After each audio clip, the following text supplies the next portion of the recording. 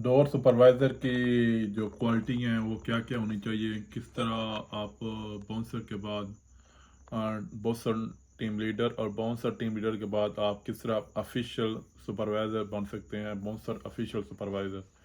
तो इसकी जो क्वालिटीज़ हैं, इसकी जो स्किल हैं, उसके बारे में आज बात करेंगे। कौन कौन सी स्किल आपकी होनी चाहिए जिसकी वजह से आपको कोई भी as a bouncer supervisor hire कर सकता है, कोई भी क्लब या कोई कोई भी सिक्योरिटी कंपनी जो इवेंट्स में या क्लब में काम करती है। तो आज ये कुछ पॉइंट हैं जो मैं आपके साथ शेयर करूंगा। होप सो आपको ये हेल्प करेंगे और आपकी जो स्किल है उसमें निखार लाएंगे और भी ज़्यादा, और आपको इम्प्रूवमेंट करने में मदद देंगे। तो मैं हूं नदीम चट्ठा, मैं 2009 से इस डिपार्टमेंट में काम कर रहा हूं। और मैंने बहुत सी डिफरेंट जगहों में सिक्योरिटी गार्ड से फिर इवेंट सिक्योरिटी गार्ड, फिर क्लब से आगे, फिर तो अभी साथ बिजनेस भी रन कर रहा हूँ और साथ में ये भी डिपार्टमेंट के साथ इसमें भी काम कर रहा हूँ। तो इसको भी कंटिन्यू किया हुआ है। तो इस वीडियो को शेयर करो उन लोगों के साथ जो लोग इस डिपार्टमेंट में अभी आना चाहते हैं, जो लोग अभी कुछ क्वेश्चन की वजह से कंफ्यूज हैं या जिनको समझ नहीं आ रही हम क्या करें।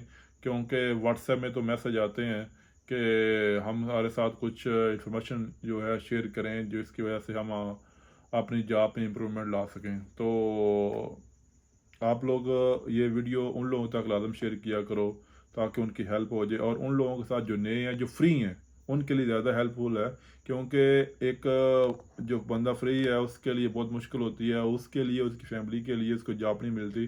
तो मेरी नज़र में सबसे बेस्ट चांस है कि आप लोग फ्रीलांसर वीज़ा लेके एक इवेंट सिक्योरिटी गार्ड में या इवेंट बाउंसर में या इवेंट उसमें क्लब में या क्लब बाउंसर में आप जॉब कर सकते हो। तो ये सबसे बेस्ट चांस है जो लोग फ्री हैं, जिनके पास ज़्यादा डिग्रीज या डिप्लोमे नहीं है, जो अपनी जो अच्छी जॉब है कोई तलाश नहीं कर सकते, अपना अच्छा फ्यूचर नहीं बना सकते, तो इसमें उनके पास सबसे बेस्ट चांस हैं। तो वो इसको अवेल करें। तो चले बात करते हैं कि आपके पास कौन कौन सी स्किल लाजम होनी चाहिए जिसके बाद आप अप्लाई कर सकते हो एज ए बाउंसर सुपरवाइज़र। सबसे पहले जी आपकी पर्सनैलिटी की बात करते हैं। पर्सनैलिटी आपकी बहुत ज़्यादा इसमें मैटर करती है। क्योंकि जब आप बाउंसर में काम करते हो तो उसमें तो चल जाते हैं आप अच्छी लोकेशन पे हो या अच्छी में नहीं हो, या नॉर्मल में हो, या वीआईपी लॉन्च में हो, नॉर्मल में हो, या वीवीआई पे हो, या डोर पे हो, या बैक में हो, तो उसमें तो मैनेज कर लेते हैं कंपनी जो होती है या जो क्लब मैनेजमेंट होती है। लेकिन जब आपको एज ए बाउंसर हायर किया जाता है या आपकी टीम सिक्योरिटी में से ही आपको चूज़ किया जाता है एज ए बाउंसर सुपरवाइज़र, तो उसमें बहुत कुछ चीज़ें जो देखनी पड़ती हैं सिक्योरिटी मैनेजमेंट को, सिक्योरिटी डिपार्टमेंट को, क्योंकि एक जिम्मेदारी दी जाती है। किसी भी क्लब में एक ही सुपरवाइज़र होता है, क्योंकि जो सिक्योरिटी कंपनी है उसमें डिफरेंट रूल होते हैं और जो क्लब मैनेजमेंट होती है उसके डिफरेंट रूल होते हैं। क्लब मैनेजमेंट में एक ही सुपरवाइज़र होता है, एक ही उसके बाद मैनेजर होता है, उसके बाद ऑनर है। जो सिक्योरिटी कंपनीज में डिफरेंट डिपार्टमेंट आ जाते हैं, सिक्योरिटी टीम लीडर फिर सुपरवाइज़र, फिर ऑपरेशन सुपरवाइज़र, फिर साइट सुपरवाइज़र, फिर मैनेजर आ जाता है, ऑपरेशन मैनेजर, फिर मैनेजर, फिर जनरल मैनेजर।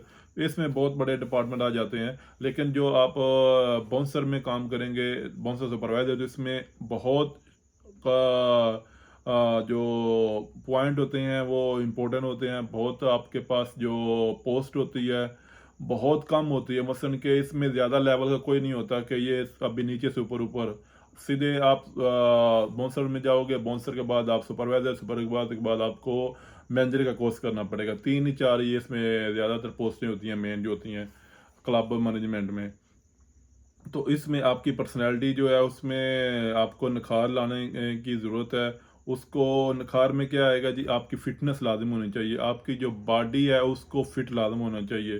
क्योंकि आप ही हैं जो आगे जाकर टीम को भी लीड करते हैं, आगे जाके फिर मैनेजमेंट्स के भी आपके ताल्लुकात होते हैं, फिर गेस्ट के आप डील करते हैं, फिर सीआईडी को, पुलिस को। तो इसमें बहुत ज़्यादा जिम्मेदारी होती है आपके ऊपर और आप में वो जो स्पीकिंग पावर है, स्पीकिंग पावर ही बहुत इंपॉर्टेंट है कि आपकी जो लैंग्वेज है अरबिक है या इंग्लिश है। वैसे इंग्लिश हो तो बहुत अच्छा है। तो इसमें आपको अबूर होना चाहिए। अगर 100% नहीं है तो 90 से 80% आपकी ज़्यादा होनी चाहिए, ताकि जो कोई मसला हो उसको हल करने में आपको कोई दुश्वारी या परेशानी ना हो, आप उस मसले को हल कर पाएँ। तो आपकी स्पीकिंग पावर, आपकी जो रीडिंग है, राइटिंग है, ठीक है, वो भी अच्छी होनी चाहिए, क्योंकि आपको अगर कुछ पेपर वर्क करना पड़े तो उसमें भी आप लोगों की जो है परफॉर्मेंस वो भी देखी जाएगी, उसमें भी आपको काम करना पड़ेगा। क्योंकि जो क्लास सुपरवाइजर होता है, इसके पास बहुत ज़्यादा रिस्पॉन्सिबिलिटी होती है। मैं स्टेप बाय स्टेप आपको बताऊंगा, क्योंकि इसके जो स्किल हैं वो तीन चार बहुत इंपॉर्टेंट है, जो मैं आपको जनरली आज बता देता हूँ। तो नेक्स्ट वीडियो में आपको डीपली जाके तफसील से बताऊंगा कि क्या क्या आपकी रिस्पॉन्सिबिलिटी हो सकती है। जो आपकी स्पीकिंग पावर, वो जो आपकी फिटनेस, वो सबसे बेहतर है, बेहतर होनी चाहिए।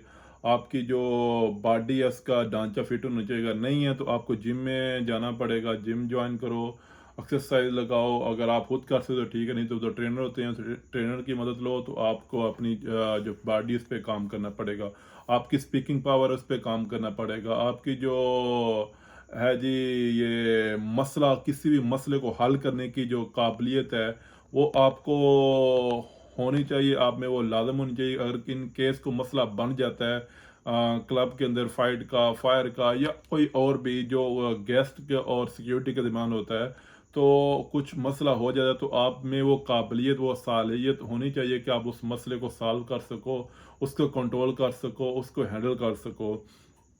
उसके बाद आता है जी आपकी कम्युनिकेशन स्किल, जो है वो मैनेजमेंट से लेके फिर सिक्योरिटी गार्ड तक, ये बहुत इंपॉर्टेंट होता है। क्योंकि सम टाइम जो सुपरवाइजर होता है प्रेशर में आ जाता है, कि मैनेजमेंट जब उसको प्रेशर देती है कि ये काम हमें चाहिए, तो वो अपनी जॉब बचाने के लिए वो फिर नीचे जो होते हैं वर्कर, या उसके जो अंडर होते हैं बाउंसर, तो उनको फिर वो ज़्यादा रगड़ा देता है, ज़्यादा उनको पनिशमेंट, ज़्यादा तंग करना, ज़्यादा ज़्यादा उनको बहुत ज़्यादा स्ट्रिक्ट रूल बना देते हैं उनके लिए।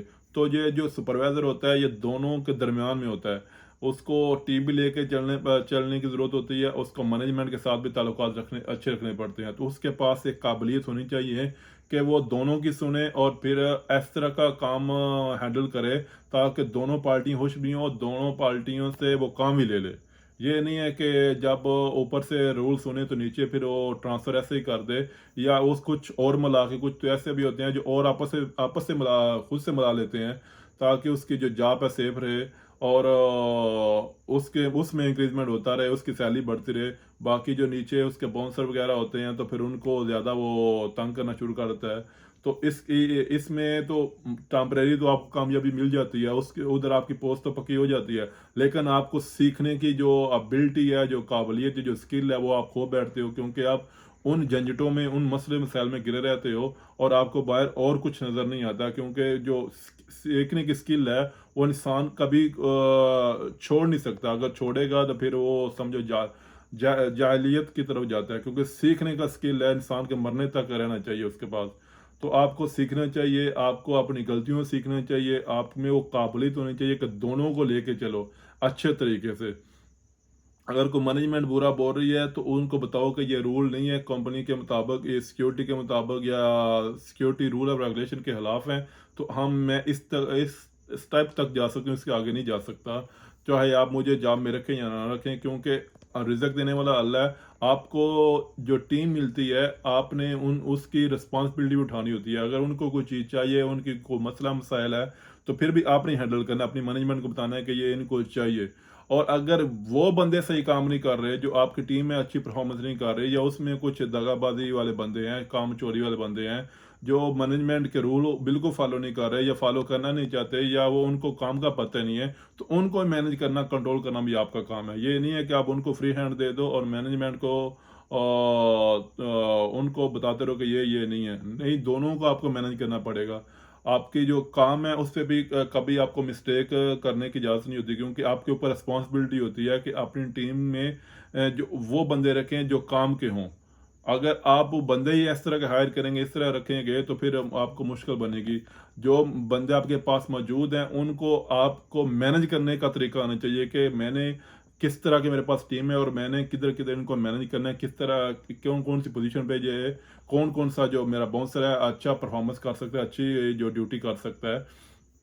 अगर फिर भी कोई बंदा नहीं का इस काम के काबिल या नहीं काम कर रहा, तो फिर आपके पास राइट है, आप मैनेजमेंट को बोल के उसकी कुछ रिप्लेसमेंट या कुछ भी आप एज पर रूल आपका जो कंपनी का है या क्लब का है उसके ऊपर आप अमल कर सकते हैं। तो ये जो मेन इंपॉर्टेंट ये चीज़ें होती हैं कि आपकी जो कम्युनिकेशन स्किल है नीचे से लेके ऊपर तक दोनों में एक तवाज़ुन एक लेवल के हिसाब से होनी चाहिए, ना नीचे से ज़्यादा तंग करो और ना ही नीचे ज़्यादा लूजनेस दे दो, और ना इस तरह मैनेजमेंट की भी जो बात है वो ही मानो, और जो गलत बात है वो बताओ कि गलत है, जो ठीक है वो फिर बंदों से भी रूल फॉलो करवाओ, क्योंकि आपने भी फिर एक दिन जवाब देना है जब मरना है। तो कभी भी किसी साथ सख्ती नहीं करनी चाहिए। दूसरी बात कि कुछ मसला होता है, कुछ इशू होता है जो पुलिस का है, फाइट का है, फायर का है, तो उसको सूरत हाल को भी हैंडल करनी आपकी जिम्मेदारी होती है। पुलिस आती है, सीआईडी आती है, तो उस सूरत हाल को मैनेज करना भी आपके ही जो है काम है।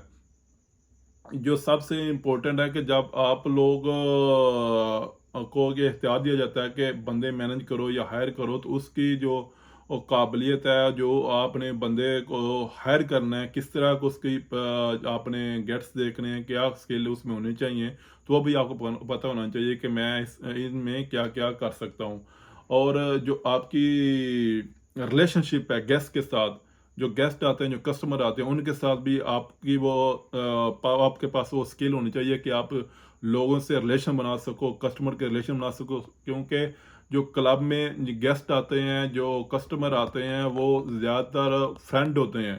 फ्रेंड किसके हो गया? मैनेजर का हो गया, सिक्योरिटी का, क्लब मैनेजर का, या वेटर लोग का, या फ्लोर मैनेजर का, या जनरल मैनेजर जो उसका। कुछ तो इस तरह के होते हैं जो जो हॉस्टल है उनके पास से आते हैं, कुछ सिक्योरिटी बाउंसरों के फ्रेंड होते हैं।